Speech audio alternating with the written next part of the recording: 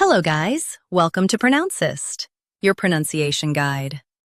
Today we will learn how to pronounce the word shown on the screen, ECHIDNA. First, let's hear its American pronunciation, ECHIDNA. Now, read the syllables of U.S. pronunciation shown on the screen naturally. E, kid. N, ECHIDNA. E, kid. N, ECHIDNA. Now, let's focus on British pronunciation of this word. ECHIDNA.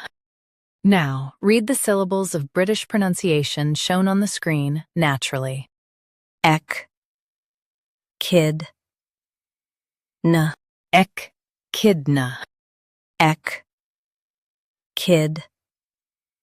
N, ECHIDNA. Stress kid and keep n light. ECHIDNA. ECHIDNA. Practice repeatedly and you'll soon be able to say this word perfectly. The best way to practice is to repeat the syllable multiple times.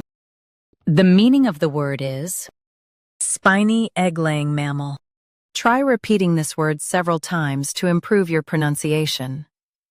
We post daily videos on useful and commonly mispronounced words to help you speak clearly and confidently.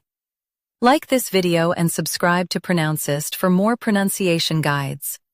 Thanks for watching us.